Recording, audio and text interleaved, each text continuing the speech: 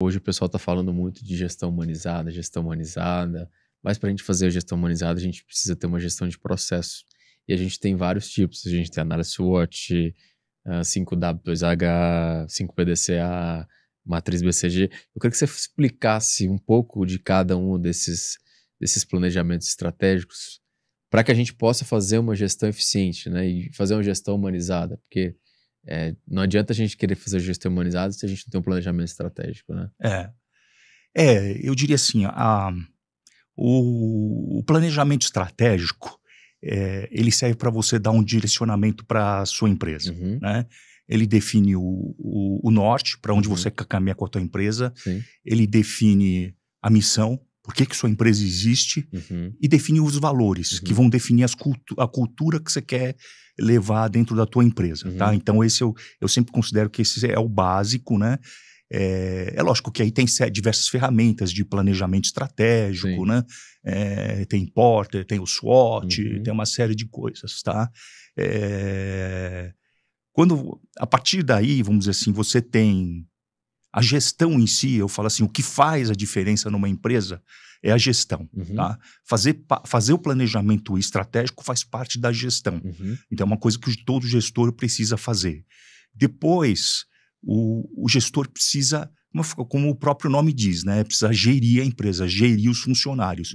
O que é isso, né? Fazer com que os funcionários executem e atinjam os objetivos que você está buscando pela tua empresa, entendeu? Então, a gestão, né? Existem duas coisas, existe gestão e existe liderança, tá? Quando você deu toda essa sopinha de letras aí, 5Ws, 2Hs, PDCA, tudo isso são ferramentas, né? Que a gente usa para... Por exemplo, o 5W2Hs é uma ferramenta que você usa. Os 5Ws, ele vem do inglês, né? Que são os 5Ws. What, when, where, que você procura responder quando você tem um projeto. Você quer fazer um projeto dentro da tua empresa e aí você responde o que é esse projeto, né? Que é o what, when, é quando, né? Você colocar o cronograma, where, onde que você vai fazer e assim vai, né? Eu acho que se qualquer ideia um Google ou usar o ChatGPT consegue achar os 5Ws e os 2Hs, tá? Outra coisa que você me perguntou, por exemplo, é do Ishikawa, né? Que é Ishikawa, esse tipo de coisa. Essas são as ferramentas de qualidade, tá? Existem, eu acho que são 7 ferramentas, eu acredito que são 7 ou 9 ferramentas de qualidades que são básicas para você fazer qualquer análise, tá? Dentro do sistema do PDCA, né? O PDCA é a base da qualidade moderna, é a base da melhoria contínua, né? Que o pessoal fala, melhoria contínua. Eu acho que é uma ferramenta muito importante para você resolver qualquer problema que você tenha dentro da tua empresa. Né? Você tem um problema, você utiliza o PDCA. Né? E o pessoal que está assistindo, explica para eles o PDCA? O PDCA é, na verdade, o seguinte, ele vem do Plan, Do, Check e Action. Tá? Que se você for ver e traduzir, na verdade, ele foge um pouquinho desse Plan. Porque a primeira coisa que você tem que fazer é definir o teu problema. Qual que é o problema? E aí é onde ocorre a maior parte dos erros das pessoas. Toda vez que alguém vem trazer, ou vinha trazer para mim um problema, na verdade ele vinha com a solução. Ele fala assim, Maurício, chefe, eu estou precisando comprar um software porque eu estou com uma certa dificuldade assim, eu acho que esse software é o que eu preciso. Então a pessoa, esse é o erro mais comum, a pessoa já vem direto na solução. E ela não seguiu o processo do PDCA, que primeiro é definir o problema. Sim. É o mais difícil, tá? Por incrível que pareça, é descobrir qual é o problema. Depois tem uma parte que é você definir, fazer uma análise e definir uma métrica. Métrica por quê? Porque se você tem um problema, alguma coisa não está funcionando, você precisa medir. Né? Então, você define o seu problema, faz uma análise para achar a causa raiz. Né? eu digo toda vez que e é para isso que servem as ferramentas de qualidade, tá? Quais são elas, né? Uma delas é o Ishikawa, né? Uhum. Que é basicamente o quê? É você fazer os 5 porquês. Uhum. Toda vez que você tem um problema, você pergunta por que isso está acontecendo? E a partir da resposta, você faz um porquê em cima desse porquê. Exato. Né? E vai fazendo 5 vezes. Até achar Na a quinta, raiz. provavelmente você chegou na causa raiz. Uhum. Tá? Agora, eu disse provavelmente, né?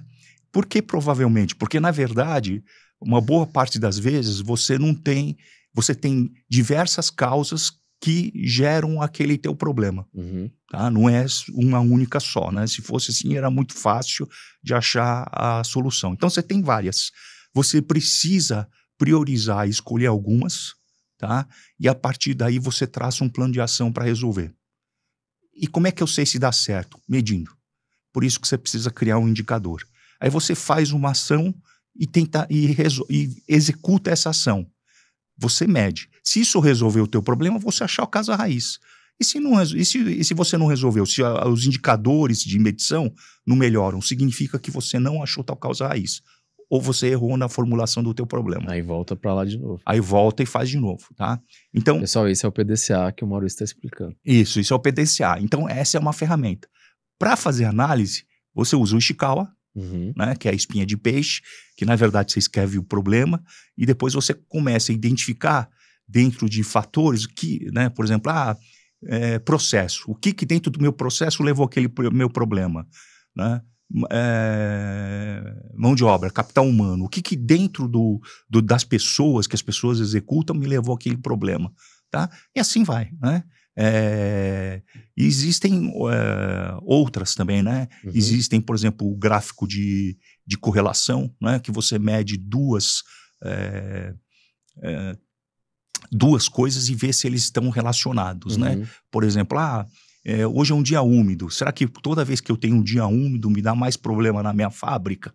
Tá? Ou como o pessoal gostava de brincar aqui em São Paulo, toda vez que o Corinthians ganhava no fim de semana, será que a minha qualidade de produção cai? Né?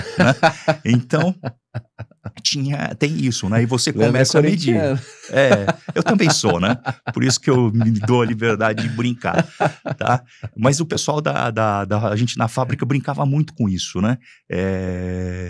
E são coisas assim, não quer dizer que pode até ter uma correlação, ou seja, acontece isso.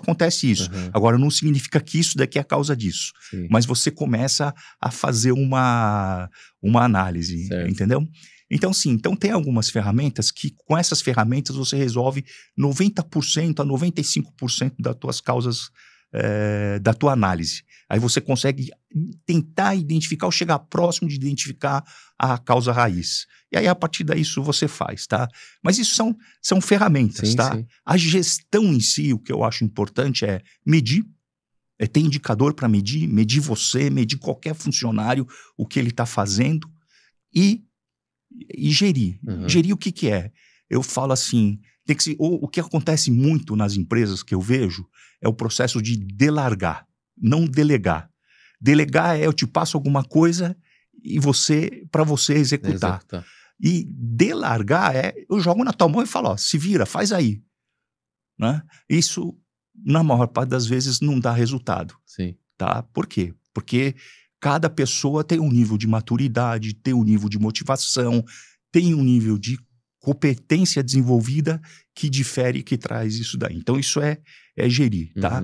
A gestão humanitária, por que ela é importante? Porque a gente está tratando com pessoas. Quem vai fazer as coisas, quem vai executar e obter resultados na tua empresa são as pessoas.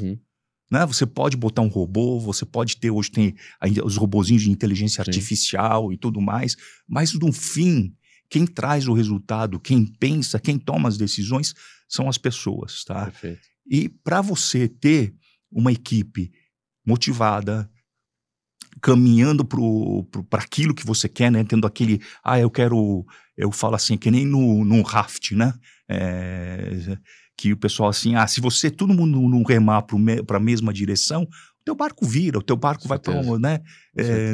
Não segue bate nas pedras. Então, O trabalho do gestor é esse, né? É colocar todo mundo numa direção, motivá-los todo, apesar que o pessoal fala, motivação é uma coisa que vem de dentro, vem da pessoa, mas você precisa criar esse ânimo, né, de motivação, para que a pessoa se motive, Sim. tá? E treinar as pessoas e cobrar das pessoas para que ela tenha o resultado, tá? Eu diria, principalmente, você também ter empatia pelos teus funcionários, porque são pessoas, cada um tem um objetivo na vida. Perfeito. Tá? Não é que todo mundo tem o objetivo do empreendedor, do dono, do empresário, é o quê? Fazer com que a empresa dê certo, ele quer lucrar, Sim. ele quer que a empresa cresça, ele quer que a empresa saia do buraco, tá? Mas o funcionário, ele tem outros objetivos. E você precisa saber, conhecer esses outros objetivos dele, atender essas necessidades que ele tem, para que ele possa estar alinhado com as suas necessidades. Tá? Com certeza. Por isso que é importante. Estava tendo uma conversa, Maurício, com alguns executivos, e a gente falando justamente nesse ponto que você tocou. Porque muitas vezes a liderança da empresa, ela está com uma coisa na cabeça, com um objetivo. E os funcionários estão com outra. Muitas vezes, quando o funcionário não tem essa conexão, o colaborador, ele está focado simplesmente em chegar, trabalhar, bater o ponto e ir embora. Ele não quer saber de nada. E a gente estava tendo essa discussão justamente que tem que estar tudo em sintonia, tem que estar no mesmo barco, tem que estar na mesma direção. Porque senão, o que vai acontecer é que daqui a pouco, se ele tiver uma oportunidade melhor, ele vai sair da empresa ou ele vai arrumar alguma coisa para acabar saindo e buscar alguma coisa melhor na vida dele, né? Então a gente estava tendo exatamente esse ponto que você falou. Eu acho também que assim, hoje em dia não tem... Na minha época, era muito comum meus pais chegarem e falarem assim, entra nessa empresa que você vai se aposentar nela. Sim, sim. Tá? Não, eu quando era adolescente, meu pai falava isso. Só que hoje não é assim. Né? Hoje eu considero que a relação colaborador-empresa é uma relação de negócios. Sim. Tá? Enquanto tiver bom para a empresa e tiver bom para o funcionário, eles estão juntos. Quando não tiver bom, cada um vai seguir o seu caminho, né? Você demite a pessoa pede demissão.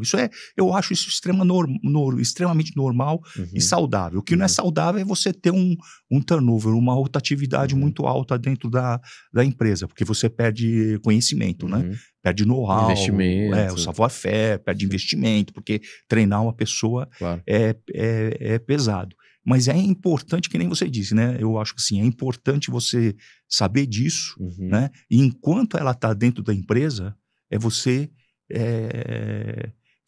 dar ferramentas para ela e conseguir fazer com que ela dê o máximo dela para aquilo que você quer que ela faça dentro da empresa, tá? Eu acho que isso é ser humano.